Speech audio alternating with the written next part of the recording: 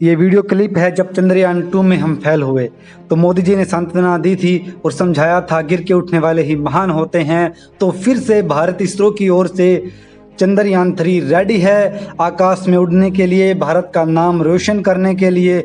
जो भारत की इसरो है उसने से फिर से चंद्रयान-3 को लॉन्च कर दिया है, जो अंतरिक्ष में छोड़ने वाले हैं, जो अंतरिक्ष में जाकर भारत का नाम रोशन करने का काम करेगा। इसलिए जय हिंद, जय भारत, जय जवान, जय किसान, जय इसरो।